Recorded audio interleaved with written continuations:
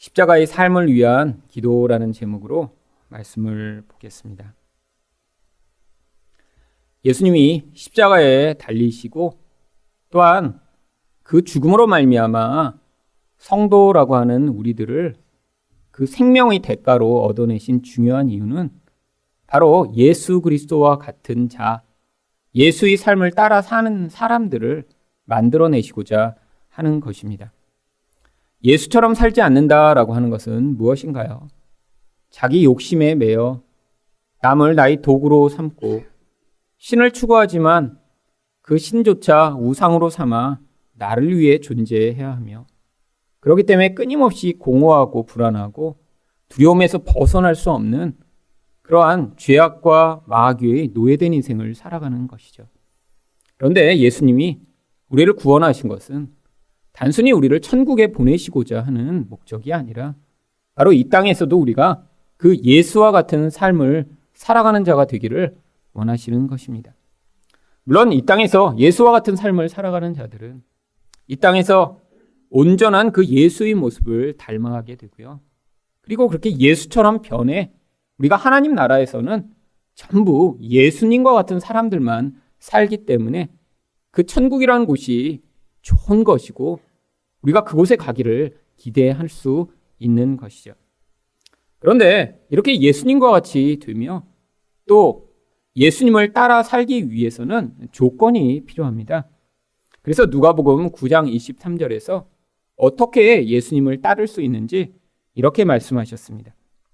또 무리에게 이르시되 아무든지 나를 따라오려거든 자기를 부인하고 날마다 제 십자가를 지고 나를 따를 것이니라. 이렇게 예수님처럼 되기 위해 예수님을 따라야 하는데 두 가지 조건이 꼭 필요하다라고 하는 것입니다. 첫 번째는 자기 부인입니다. 도대체 자기 무엇을 이렇게 부인해야 하는 것인가요? 바로 세상 사람들이 살아가듯 그 자기의 욕망과 두려움이 이끄는 대로 살아가는 그 삶을 부인하는 것이죠. 자기의 욕망이 이끄는 대로 또 두려움을 피하고자 살아가는 인생은 결국 그러한 경향성 때문에 어쩔 수 없이 세상을 섬겨야 하고 마귀의 종이 될 수밖에 없습니다. 예수님은 우리가 그런 내 욕심을 채우는 인생이 아니라 하나님의 생명을 맛보았기 때문에 그 생명을 얻기 위해 자기를 부인하는 자가 되어야 한다고 말씀하시는 것입니다. 그런데 두 번째, 이 자기 십자가를 지고 따르는 것은 무엇을 이야기하는 것인가요? 바로 예수님이 그러하셨듯이 나의 생각, 나의 뜻을 내려놓고 하나님의 뜻을 받아들이는 삶을 십자가의 삶이라고 하는 것입니다. 그런데 왜 하나님의 뜻을 따르는 것을 십자가라고 부르는 것일까요? 인간이 생각할 때 그 하나님의 방법은 좋아 보이지 않고 나빠 보이고 아니 어쩌면 꼭 피해야 하는 그러한 과정이기 때문이죠. 그래서 예수님조차도 이 십자가를 아무런 고민이나 갈등 없이 받아들이신 것이 아니라 아주 심한 갈등과 고민을 통해 바로 그 십자가를 자신이 선택해야 할 하나님의 뜻으로 받아들이셨던 것입니다. 그런데 이 십자가의 삶을 선택하는 것이 쉽지 않습니다.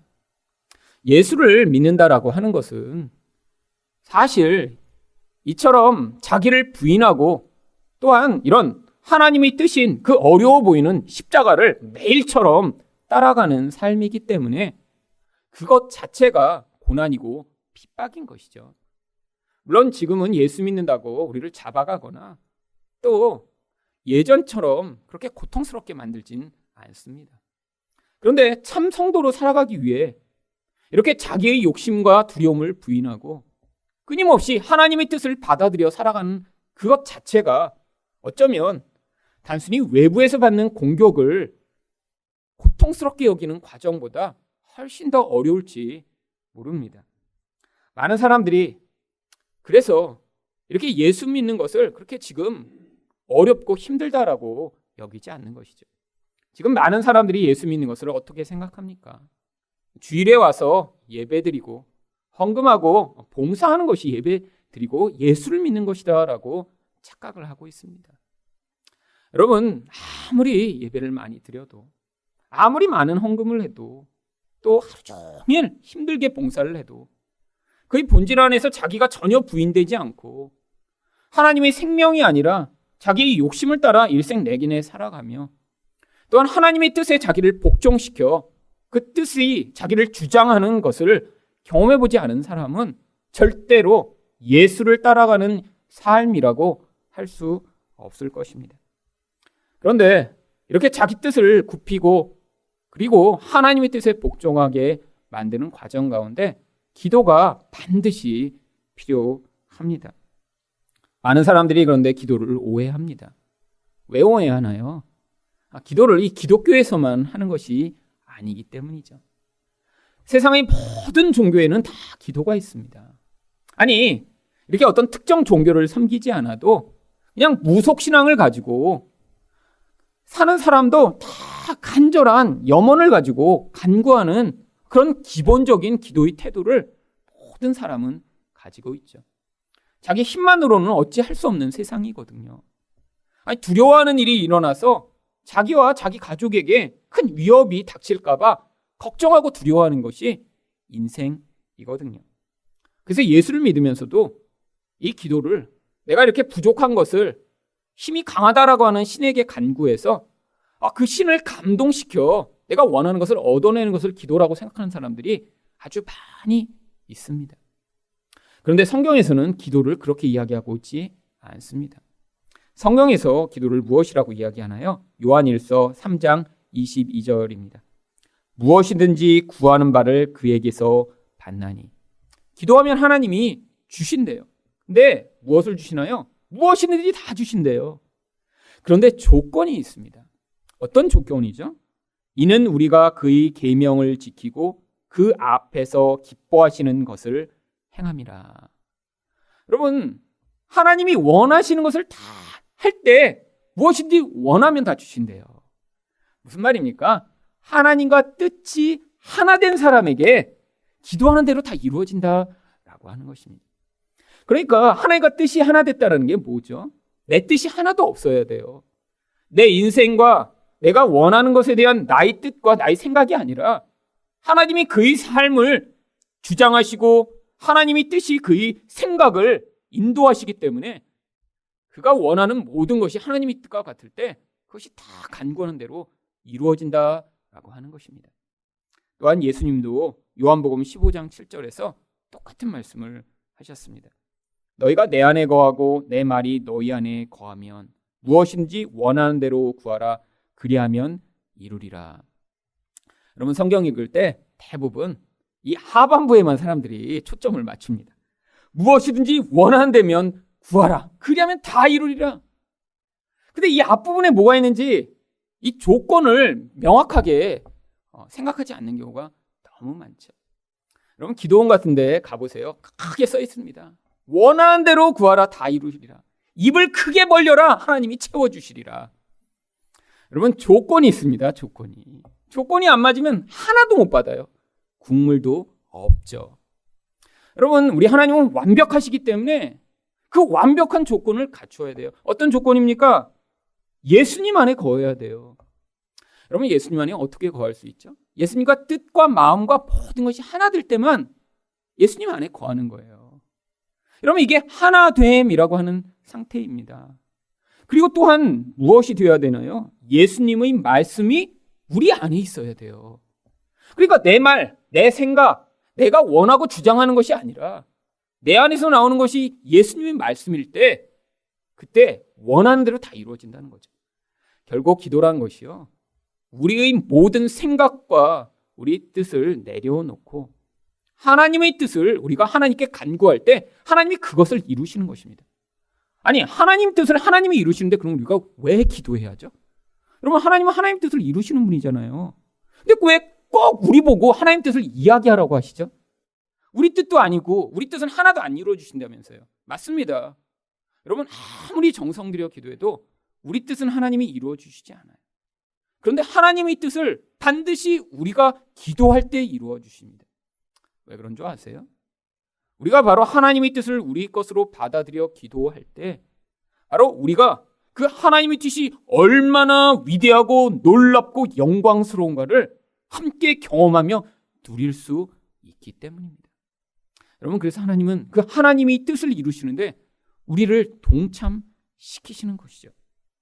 그런데 기도하지 않으면 이런 하나님의 뜻에 순종하여 십자가의 삶을 살아갈 수 없습니다. 여러분, 바로 오늘 이 예수님이 지금 십자가를 짊어지시기 바로 전에 가장 힘들어 하신 일이 무엇인가요? 바로 기도셨습니다. 아니, 하나님이신 그분이 왜 기도하셨어야 됐나요? 바로 이 십자가의 삶을 자기 것으로 받아들이는 그 일을 하시기 위해서요. 예수님도 이렇게 하셨다면 우리가 기도해야 하지 않을까요? 기도하지 않는다면 우리는 절대로 예수님이 말씀하신 자기를 부인하고 십자가를 지고 사는 삶을 살 수 없습니다. 그럼 기도를 통해 어떻게 십자가의 삶을 살아갈 수 있나요? 첫 번째로 기도로 두려움을 벗어날 수 있습니다. 39절과 40절 말씀입니다. 예수께서 나가사 습관을 따라 감람산에 가시매 제자들도 따라갔더니 그곳에 이르러 그들에게 이르시되 유혹에 빠지지 않게 기도하라 하시고, 예수님이 지금 제자들을 데리고 감람산에 가시면서 한 가지 당부만 하십니다. 너희가 기도 안 하면 유혹에 빠질 거야. 그러니까 꼭 좀 기도해라. 기도 시작하시기 전에 말씀하시고, 그 다음에 기도를 마치신 이후에 45절과 46절에서 또 똑같은 말씀을 하십니다. 기도 후에 일어나 제자들에게 가서 슬픔으로 인하여 잠든 것을 보시고 이르시되 어찌하여 자느냐? 시험에 들지 않게 일어나 기도하라 하시니라. 예수님이 이렇게 처음과 끝에 이렇게 기도하라라고 말씀하셨다면 이게 얼마나 중요한 일인지 알 수 있죠. 그런데 제자들은 이 말씀을 그렇게 중요하게 여기지 않았습니다. 왜? 앞으로 어떤 일이 일어날 것인가를 전혀 예상하지 못했으니까요. 그런데 도대체 기도에 이렇게 힘쓰지 않으면 도대체 무슨 유혹에 빠지고 무슨 시험에 드는 것인가요? 바로 세상의 힘이 가져오는 그 강력한 영향력 앞에 두려워 떨며 예수를 부인하는 유혹에 빠지게 되는 것입니다. 여러분, 제자들은 결국 예수님이 이렇게 강조해 말씀하셨지만 기도에 실패하고 말았습니다. 기도에 실패했다는 건 다른 말로 무슨 의미인가요? 결국 그들이 가진 본성으로 그 세상을 감당할 수밖에 없었다라고 하는 것이죠. 여러분, 기도라고 하는 것은 도대체 무슨 의미를 갖고 있나요? 여러분, 기도할 때 우리는 하나님, 저는 할 수 없습니다. 저희 힘으로는 불가능합니다. 하나님의 도우심과 은혜가 아니면은 이겨낼 수 없습니다라고 하는 결국 이 자기 부인을 하는 것입니다. 근데 기도하지 않는다라는 것은 다른 말로 얘기해 하나님, 저는 잘할 수 있어요. 제가 가진 힘으로 해볼게요. 내 힘이 넉넉한 것 같아요 라고 결국 내가 할 수 있다라고 하는 사실을 기도 안 하는 과정을 통해 고백하고 있는 것이죠. 여러분, 솔직히 그래서 우리 삶에서 이렇게 중요하고 심각하게 기도하지 않는 것들은 다 우리가 할 수 있는 것들입니다. 여러분, 기도할 때 이렇게 막 정말 간절하게 근데 기도하신다면 대부분이 나의 힘으로 해결할 수 없는 것들이죠. 그래서 우리 삶에서 가장 약하게 시원치 않게 기도하는 기도가 어떤 기도인가요? 식사 기도잖아요.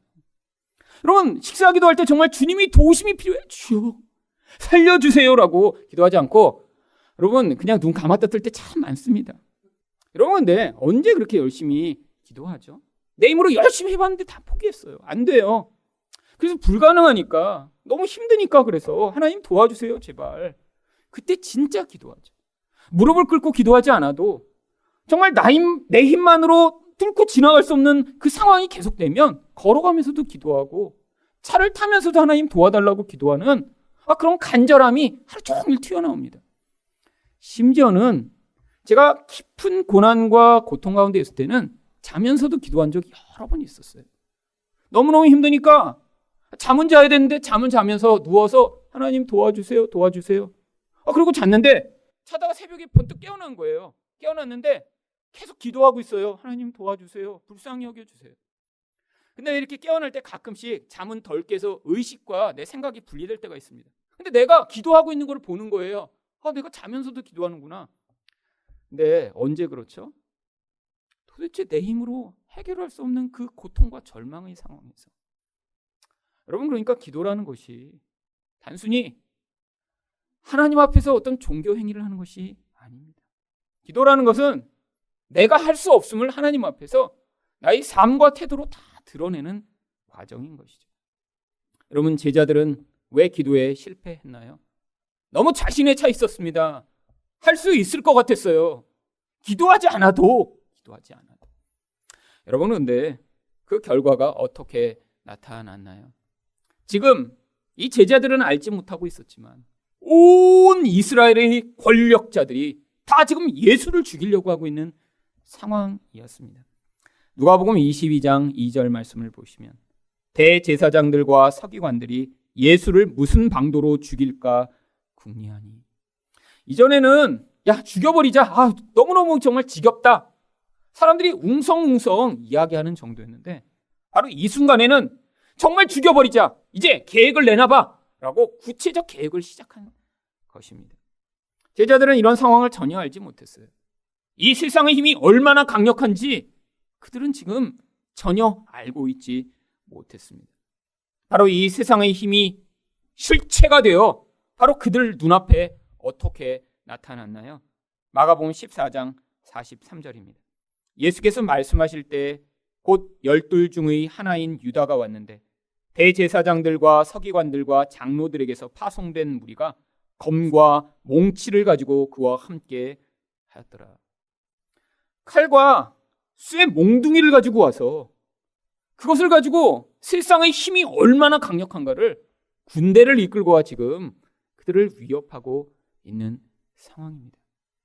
여러분, 이렇게 실체화된 세상의 힘 앞에 인간은 벌벌 떨며 두려워할 수밖에 없습니다. 여러분, 그게 바로 인간의 연약한 모습이죠.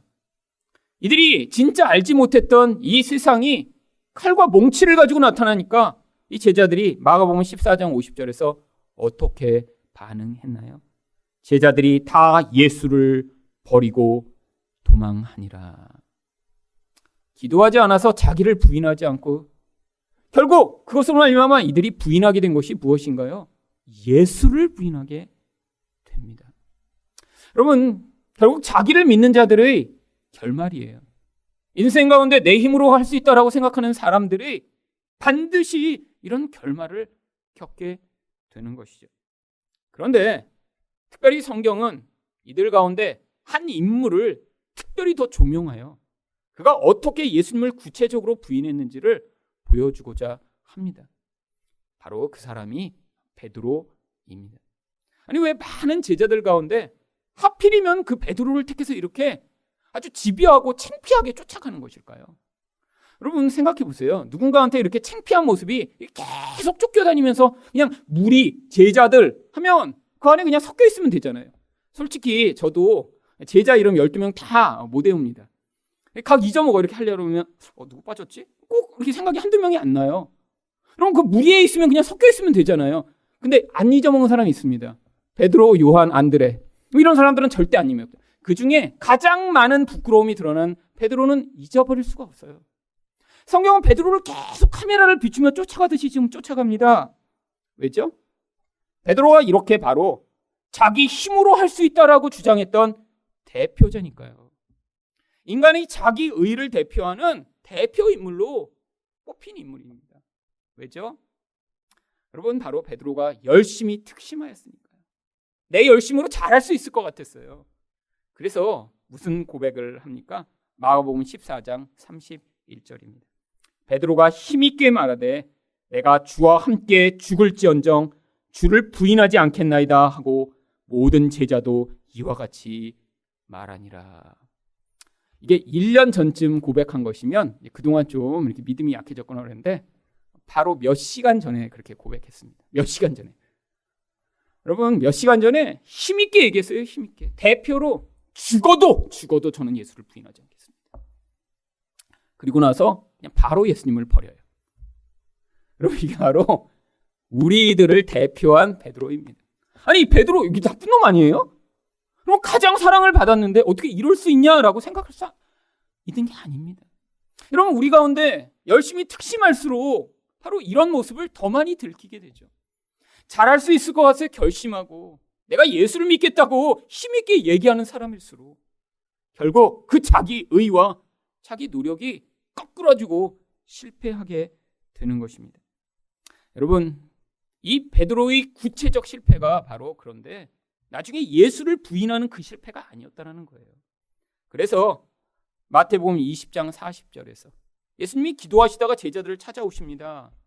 근데 그때 예수님이 제자들에게 말씀하신 게 아니에요.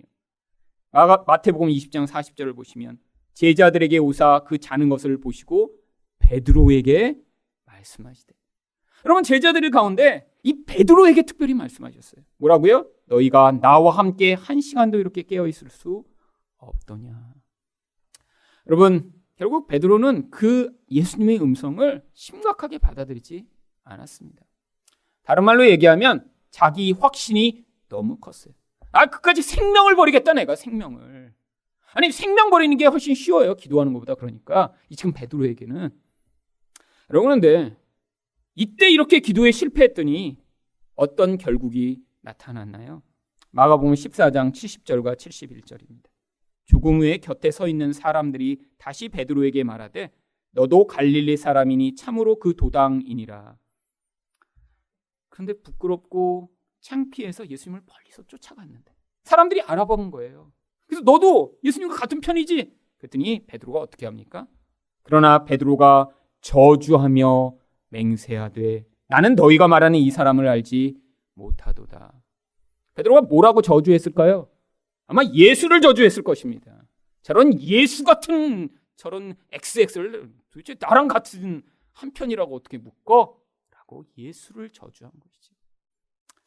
여러분, 이 실패가 왜 일어난 건가요? 베드로의 열심이 부족해서요? 의지를 잘 발휘하지 않아서요? 아니요. 모든 인간은 이 세상이 미치는 이 두려움의 노예인 존재예요. 자기 열심과 힘으로는 절대 세상을 이겨낼 수 없습니다. 그런데 이렇게 실패할 때 무슨 일이 벌어지나요? 마가복음 14장 72절입니다. 닭이 곧 두 번째 울더라. 이에 베드로가 예수께서 자기에게 하신 말씀 곧 닭이 두 번 울기 전에 내가 세 번 나를 부인하리라 하심이 기억되어 그 일을 생각하고 울었더라. 여러분, 베드로 인생 가운데 가장 부끄럽고 수치스러운 자리일 것입니다. 여러분, 근데 예수님의 놀라운 은혜가 어디 있나요? 이렇게 슬퍼하며 우는 자들을 예수님이 너 왜 그렇게 못났어? 아니, 그렇게 잘한다며, 죽는다며 라고 얘기하시지 않는다는 거예요. 여러분, 베드로가 받은 은혜가 바로 그런 은혜예요. 지금도 우리를 향해 예수님이 베푸신 은혜가 바로 그런 은혜예요. 여러분, 우리 기도에 실패할 때 얼마나 많은가요? 여러분, 기도하지 않고 내 맘대로 살다가 넘어지고 무너지고 이렇게 세상을 두려워하며 거기서 망가질 때 얼마나 많은가요? 하나님 뜻이 아니라 내 뜻대로 사는 경우 얼마나 많은가요? 그래서 그걸 돌아보며 부끄럽고 실패하고 있지만 예수님이 너 왜 그랬어? 라고 얘기하시지 않고 내가 그렇게 연약한 거 내가 알고 있고 하지만 내가 너의 손을 붙들어주고 있으니까 걱정하지 말고 나를 믿고 같이 가자라고 얘기하시는 그 일관된 사랑과 은혜를 우리가 받을 때 그 은혜가 강물처럼 우리 인생에 흘러들어와 내가 나를 주장하는 인생이 아니라 은혜가 주장하는 인생, 은혜가 춤추면 함께 춤추고 은혜가 노래하면 함께 노래하며 은혜가 이끄는 대로 끌려가는 은혜에 사로잡힌 인생으로 살 수 있는 것입니다. 바로 베드로가 그런 인생이었던 거예요. 베드로가 이렇게 실패했는데 예수님이 다시 그를 은혜로 붙들어 주시니까 은혜가 그를 주장하여 베드로 자신이 원하는 대로 인생을 살지 않고 남이 띠띠우고 이끌어가는 대로 그가 끌려갔지만 그를 통해 초대교회가 세워지고 하나님의 놀라운 역사가 나타났던 것입니다. 은혜가 바로 우리에게 왕노릇할 때 우리는 그 은혜로 말미암아 하나님의 사람으로 살아갈 수 있는 것입니다. 두 번째로 기도를 통해 어떻게 십자가의 삶을 살아갈 수 있나요? 기도로 자신의 뜻을 내려놓을 수 있습니다. 41절과 42절 상반절입니다. 그들을 떠나 돌 던진 만큼 가서 무릎을 꿇고 기도하여 이르시되 아버지여 만일 아버지의 뜻이거든 이 잔을 내게서 옮기시옵소서. 예수님이 기도하신 것은 한 가지입니다. 하나님의 뜻인 거 그거 알고 있어요. 십자가가 하나님 뜻인 거 압니다. 그런데 하나님 이거 좀 옮길 수 있으면 옮겨주세요 라고. 예수님의 뜻과 하나님 뜻 사이에 지금 갈등을 지금 끊임없이 하나님께 아뢰고 있는 것이죠. 여러분, 예수님이 이렇게 자기의 뜻과 하나님 뜻의 그 간극 때문에 고통하며 기도하셨다면 우리도 우리의 뜻을 계속해서 하나님께 아뢰며 기도할 필요가 있습니다. 여러분, 기도라는 게 우리 안에 있는 내 뜻, 내가 하나님 뜻을 받아들이지 못하는 것을 감추고 좋은 말만 하나님께 아뢰는 것인가요? 전능하시고 위대하시며 하늘에 계신 이 거룩한 하나님이시여. 여러분, 주로 이제 오래된 교회에서는 이렇게 기도를 시작하더라고요. 여러분, 근데 하나님은 우리가 정말 찌질하게 내 뜻과 내 고민으로 고민하며 하나님 뜻이 뭔지 알아요. 누군가를 사랑하라고 하는데 그거 싫어서 하나님 정말 저 사람 망했으면 좋겠어요 라고 하나님 뜻과 반대되는 것을 아뢰는 것을 넉넉히 받아주실 수 있는 넉넉한 하나님이십니다. 여러분, 바로 시편에 그런 기도가 가득 차 있어요. 원수를 죽여주세요. 막 그 아내는 창녀가 되게 해주세요. 그 아이들은 다 노예로 팔리게 해주세요. 여러분, 그런데 여러분 그거를 하나님께 쏟아내지 않으면 어떻게 될까요? 아무에게도 쏟아내지 못하면 그 분노와 미움이 그 자신을 파괴합니다. 여러분, 그렇게 아무에게도 분노를 미움을 쏟아내지 않고 자기만 가지고 있는 사람을 우리는 뭐라고 부르나요? 우울증 환자라고 부르는 거예요. 여러분, 그래서 우울증 환자들은 엄청난 분노가 잠재되어 있습니다. 가까운 사람에게는 그 분노를 수없이 쏟아내죠. 그러면 그런 분노가 있는데 어떤 놈이 너무 믿고 죽이고 싶어서 계속 옆 사람한테 얘기해요. 저는 그냥 죽여버릴 거예요. 여러분, 그럼 옆에 사람이 이제 우울증에 걸립니다.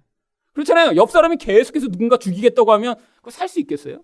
계속 험담하고 막 넌 누굴 죽일 거야. 그리고 그거 여러분 들으면 막 기쁘세요? 참. 아니에요. 여러분, 누군가 불평과 원망과 분노를 쏟아내는 걸 이제 듣다 보면 결국 그 사람이 이제 암에 걸려서 죽을 지경에 이제 이르죠. 여러분, 그러니까 자기에게 담 하나도 안 되고 남한테 얘기해도 이건 아주 악한 겁니다. 근데 하나님은 어떻게 하세요?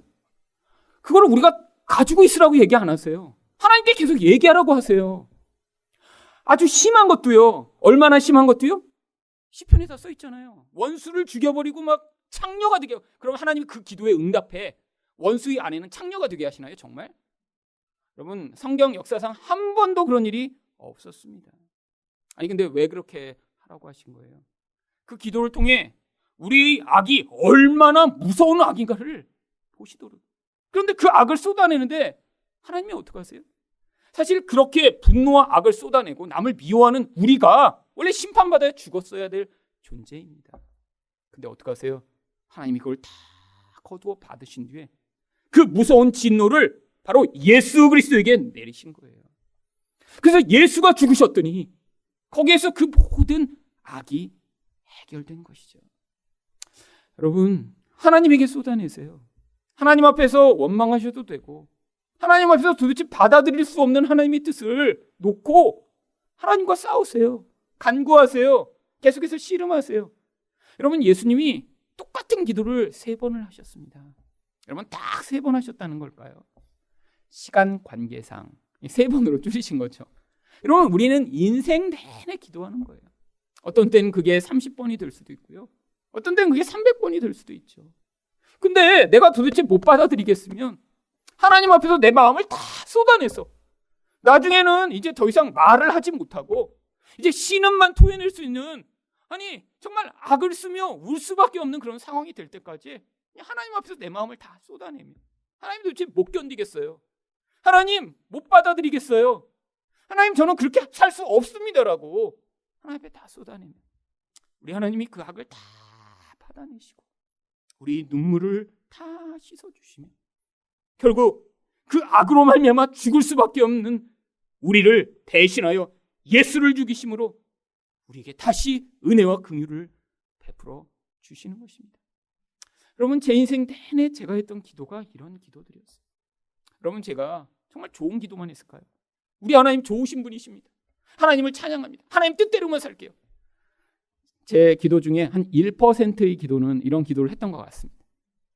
나머지 99%는 대부분 하나님 뜻을 못 받아들여갖고 맨날 화내고 울고 답답하고 차라리 저를 죽여 막 이러면서 이제 배째라 이렇게 협박했다가 안 들으면 다시 살려주세요 했다가 그래도 그게 쌓이면 또다시 그냥 차라리 저를 죽이세요 막 이러고 협박과 막 계속 이걸 이제 하면서 제가 그때마다 느꼈던 게 그거예요. 야, 내가 이렇게 나쁜 것을 계속 쏟아내는데 인간이면 정말 듣다 나중에 그냥 끝장을 내겠다. 근데 우리 하나님이요 계속 받아내시는 거예요. 그걸 한 번도 화 안 내시고 한 번도 나를 향해 그냥 좀 그만 좀 해, 지겨워. 여러분, 사람 얘기 듣다가도 여러분 한계가 있잖아요. 얼마나 마음이 바다같이 넓어도 옆에서 계속하면 폭발합니다, 결국에는. 근데 우리 하나님이 그걸 하시는 거예요, 계속. 여러분, 제 인생 내내 그렇게 하셨어요.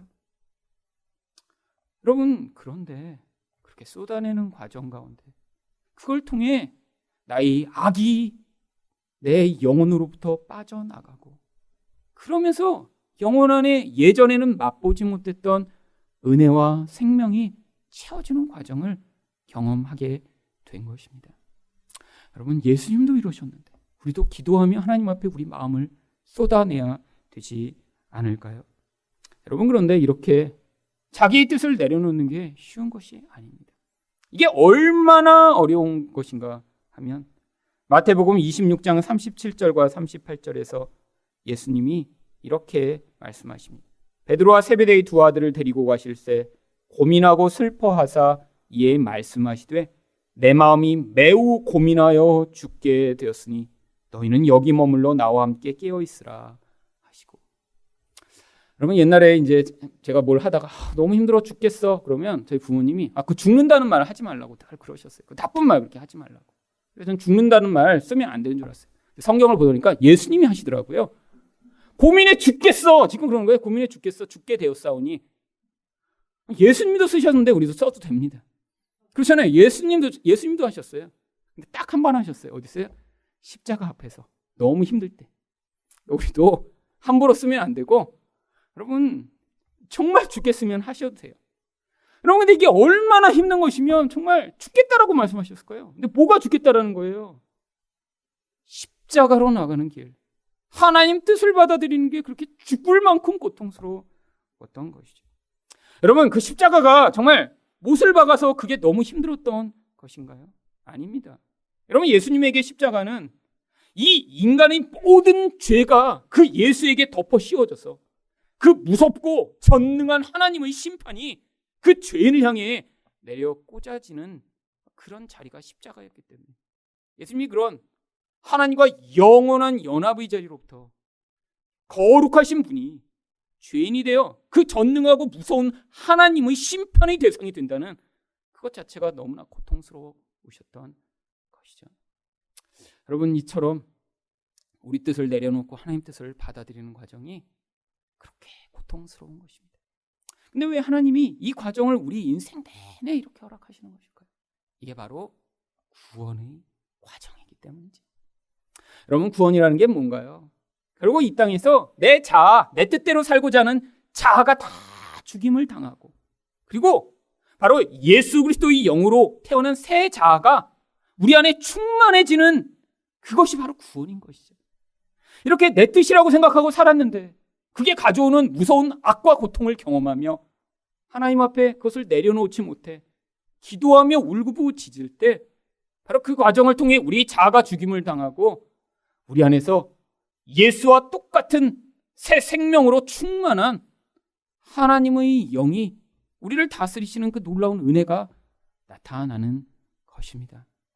그래서 우리 인생 가운데 내가 쉽게 받아들이지 못하고 하나님 뜻이라는 것을 알면서도 너무 받아들이기 고통스러운 하나님의 뜻을 기도를 통해 순종해 나가는 과정을 통해 우리가 단순히 기도응답을 받는 것이 아니라 구원이 완성되고 그 구원이 충만한 은혜가 우리 인생 가운데 나타나게 되는 그 놀라운 영광스러운 과정으로 가는 그런 결론을 경험하게 되는 것이죠. 예수님은 근데 이렇게 기도하시면서 42절 하반절에서 결국 그 기도의 끝을 뭐라고 마무리하시나요? 그러나 내 원대로 마시옵고 아버지 원대로 되기를 원하나이다.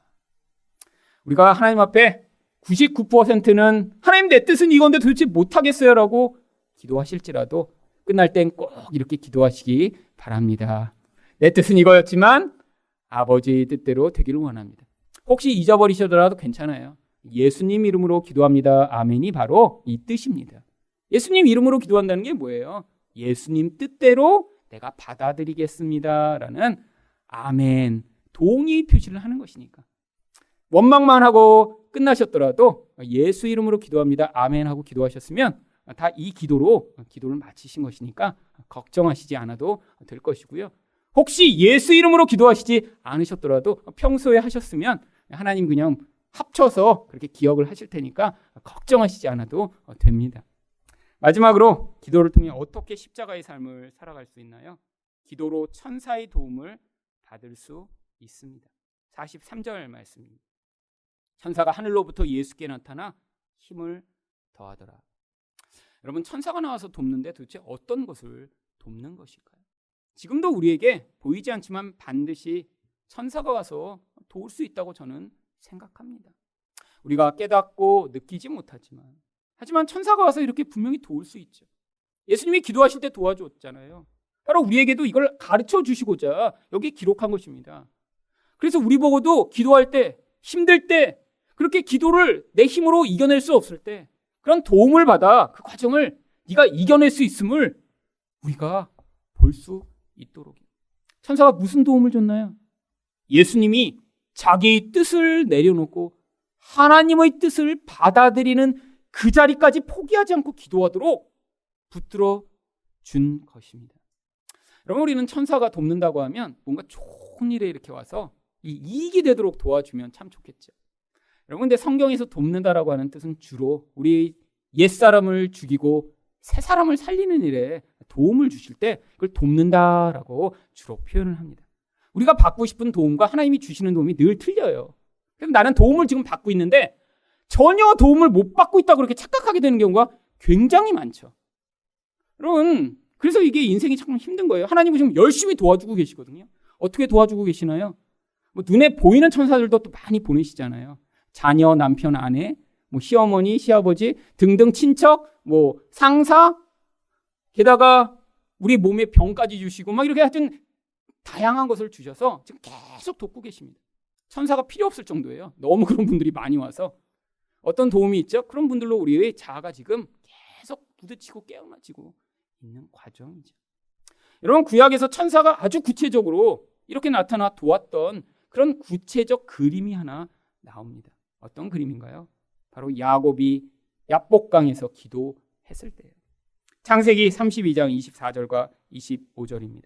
야곱은 홀로 남았더니 어떤 사람이 날이 새도록 야곱과 씨름하다가 자기가 야곱을 이기지 못함을 보고 그가 야곱의 허벅지 관절을 치매 야곱의 허벅지 관절이 그 사람과 씨름할 때에 어긋났더라. 지금 야곱은 어떤 상황이었나요? 지금 형이 자기를 군대를 이끌고 죽이려고 와서 너무 두려움 가운데 홀로 남아 하나님의 도우심을 간구하고 있는 상황이었습니다. 그때 나타나서 도와준 이 사람이 어떤 도움을 줬나요? 허벅지 관절을 쳐서 부러뜨려서 평생 불구자로 살게 만드는 그런 도움을 줬습니다. 놀라운 도움이죠. 왜요? 평생 자기 힘을 믿고 살던 인간인데 이렇게 허벅지 관절이 쳐서 부러져 버리면 말미암아 이제는 자기 힘으로 도대체 형을 감당할 수 없는 그런 인생이 되어버린 것이죠. 그래서 창세기 32장 27절과 28절에 바로 그 천사가 무엇을 고백하게 하나요? 야곱에게 이름을 물어 자기 본질이 무엇인가를 고백하게 합니다. 그 사람이 그에게 이르되 내 이름이 무엇이냐? 그가 이르되 야곱이니이다. 여러분, 이름을 몰라서 물어본 게 아닙니다. 바로 야곱이라는 그 본질을 고백하도록 시킨 거예요. 야곱은 무슨 뜻인가요? 붙잡는 자, 빼앗는 자, 속이는 자라고 하는 인간의 본질적 속성이죠. 나의 욕심을 치유하기 위해 내 뜻대로 무엇인가를 눈에 보이는 대로 잡고 그것이 나를 채워줄 것이라고 착각하고 살아가는 인생이요. 근데 그 본질을 고백하게 한 거예요. 너는 너 힘으로 살았지? 네가 눈에 보기에 좋다라고 하는 것을 늘 취하며 남의 것을 빼앗고 속이며 살았지? 너라는 존재는 도대체 누구냐? 라고 물어본 거예요. 허벅지 관절이 꺾여 스스로 걷지도 못하는 그런 불구자가 된 다음에야 제가 속이는 자입니다 라고 자기 본질을 고백하게 됩니다. 그때 하나님이 그에게 무엇을 주시나요? 새 이름을 주세요. 28절에 보시면 그가 이르되 내 이름을 다시는 야곱이라 부를 것이 아니요 이스라엘이라 부를 것이니. 여러분, 이렇게 허벅지 관절이 꺾여 자기 뜻과 자기 힘으로 살아갈 수 없게 되었을 때 그를 하나님이 이기신 자라고 하는 뜻의 이스라엘로 불러주시는 것입니다. 여러분, 우리 인생 가운데도 야곱의 영향력이 너무 강력합니다. 내 판단과 내 생각과 내 욕심이 우리 인생을 지배하고 살아가요. 근데 그러다 보면 반드시 천사가 개입해 오실 때가 있습니다. 눈에 안 보이는 이런 천사보다 주로 하나님은 요즘은 이제 눈에 보이는 천사들을 많이 주십니다. 그 천사들이 우리 사방에 달라붙어 허벅지만이 아니라 무릎도 부러뜨리고 허리도 꺾고 팔도 다 꺾어버려갖고요. 도저히 혼자 힘으로는 살아갈 수 없는 상태를 만들 때 바로 이게 천사의 도움으로 우리가 야곱으로부터 이젠 이스라엘이 된 그 놀라운 은혜의 자리에 서게 된 것이죠. 여러분, 그런데 이게 쉬운 일이 아닙니다. 그래서 이렇게 천사가 도우시는데 얼마나 그 과정이 힘들었는지 44절을 보시면 예수께서 힘쓰고 애써 더욱 간절히 기도하시니 땀이 땅에 떨어지는 핏방울 같이 되더라. 여러분, 땀방울이 툭툭툭툭 떨어지기 시작하는데 혈관이 이렇게 찢어져서 피가 쏟아지듯이 그렇게 기도하셨다는 거예요.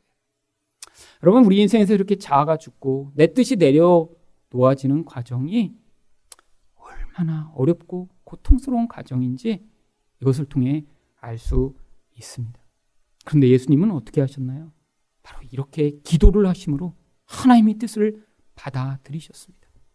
그래서 예수님이 이 군대를 다 이기실 수 있는 능력이 있으심에도 불구하고 죄인처럼 붙들려 가셔서 십자가에서 죽으심으로 바로 우리와 같은 은혜를 받을 수 없는 자들이 은혜를 받아 하나님의 자녀가 되는 놀라운 축복을 경험하게 된 것입니다. 여러분, 인생 가운데 이렇게 십자가의 삶으로 나아가는데 우리는 늘 세상 때문에 두렵고 여러분의 판단 때문에 하나님의 뜻보다는 내 생각을 따라가고자 하지만 기도하심으로 말미암아 이 십자가의 삶을 준비하고 그 십자가의 삶을 따라감으로 말미암아 하나님의 은혜를 누리는 여러분 인생 되시기를 예수 그리스도 이름으로 축원드립니다.